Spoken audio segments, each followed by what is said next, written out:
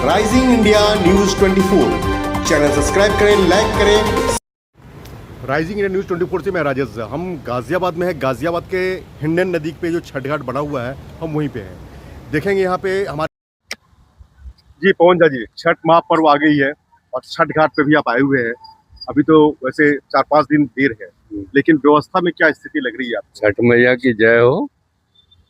मिथिलांचल सेवा समिति के अध्यक्ष होने के नाते लगभग 25 साल से हम लोग यहाँ पे जो है वो प्रयास करते हैं।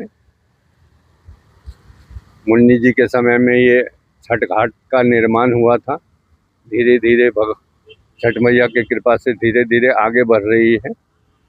इस साल जो है वो डीएम साहब के जैसे सख्त आदेश थे, मुझे लग रहा है उसके मुताबिक काम जो है वो सही तरीके से चल रहा है। तो जिलाधिकारी ने जो बयान दिया था, हिंदी भवन में जो कार्यक्रम किया था, उसका प्रभाव पड़ा है? बहुत ज़बरदस्त प्रभाव पड़ा है और समय से पहले मुझे जिस तरीके से उन्होंने कहा था सब कुछ ठीक ठाक हो जाएगा। एक गंगा जल के अलावे गंगा जल के लिए जो है वो विशेष प्रयास अब किस तरीके से किए हैं तो ये तो उन लोगों को पता है।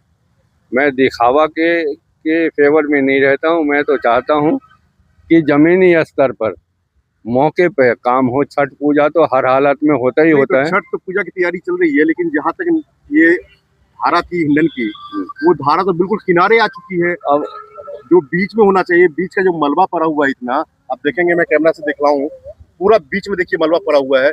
उम्मी भी नहीं है, पूरा मिट्टी है। ये क्या उसे साफ नहीं किया? ये हो सकता है सब कुछ, लेकिन छठ में हम लोग जो है वो अपने छठ पूजा के हिसाब से ही वहीं तक संकुचित हो जाते हैं। इसके बाद कोई भी आदमी जो है इसके लिए ये लंबा प्रोसेस है। नहीं, लंबा प्रोसेस है तो जिलाधिकारी जिलाधिकारी अगर चाहे तो क्या नहीं हो सकता है। जिलाधिकारी को तो पता है कि ये किस विभाग का काम है, कौन सा विभाग सोया हुआ है, कौन विभाग नहीं कर रहा है।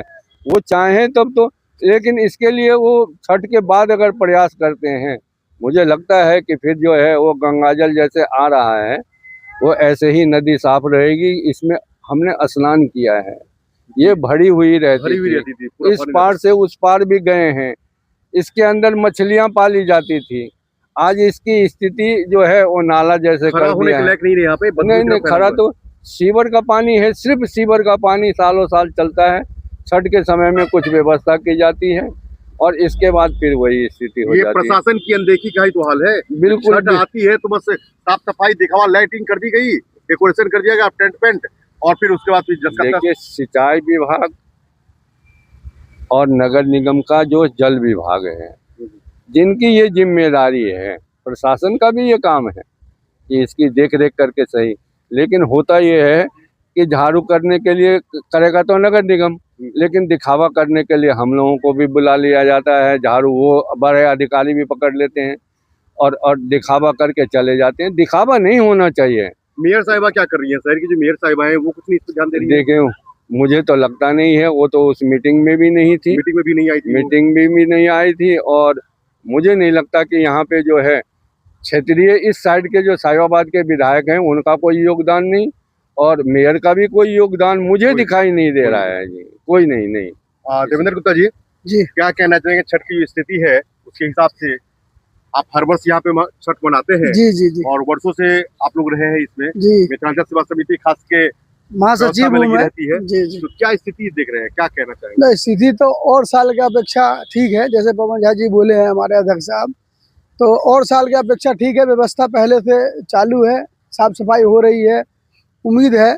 पेंटिंग की जाए, जैसे लड़की की शादी में टेंट लगाया जाता है डेकोरेशन के लिए, और 24 घंटे के बाद क्या शादी हुई 12-1 बजे रात से वो कुर्सी भी हटाना शुरू कर देते। वही हाल यहाँ का है। तो ये तो होता ही है हर साल। जो है प्रशासन दिखावे के लिए जिलाधिकारी के खौफ की वजह से कहिए वो दिखावा कर रहे हैं, लेकिन वास्तविकता हिंडन कभी साफ नहीं हो पाएगी और ये छठ घाट परमानेंट के लिए नहीं बन पाएगा। नहीं, मतलब ही नहीं। देख रहे हैं क्या हालत है इसमें, बहुत बुरा हाल, गंदगी का बहुत बुरा हालत है, नाले का पानी है। लाखों लोग इस घाट पे आते हैं, लाखों लोग आते हैं। इसमें कोई उसके लिए तो वैसी व्यवस्था होनी चाहिए थी। बिल्कुल होनी चाहिए, व्यवस्था होनी चाहिए। अब देखो, अब के बाद तो कुछ व्यवस्था सा लग रहा है सही। तो सिर्फ छठ के लिए व्यवस्था हो रही है? हाँ, छठ के लिए। उसके बाद तो सब भूल जाते हैं, सब भूल जाएंगे। कोई अच्छा, बिजली व्यवस्था के बारे में पवन झा जी पहले बताया गया था कि समस्या आती थी, तो क्या लगता है इस बार बिजली की व्यवस्था रहेगी आप अब लोगों को ये टेंट के उस लिए? दिन ये तो अब 26-27 को पता लगेगा। हालांकि जिलाधिकारी महोदय ने तो सख्त कहा है कि जो भी यहाँ पे कैंप वगैरह लगते हैं, जो परमिटेड कैंप हैं, उनको बिजली देने में चूंकि 4-6 घंटे का काम रहता है शाम और सुबह मिला करके, तो ज़्यादा दिक्कत उनको होनी नहीं चाहिए इतना देर में।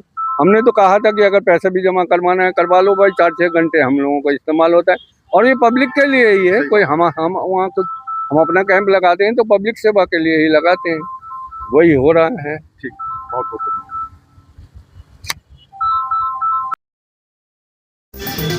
देश और दुनिया का सबसे तेजी से उभरता हुआ news channel rising India news 24 channel को सब्सक्राइब करें, लाइक करें और वीडियो को शेयर करें।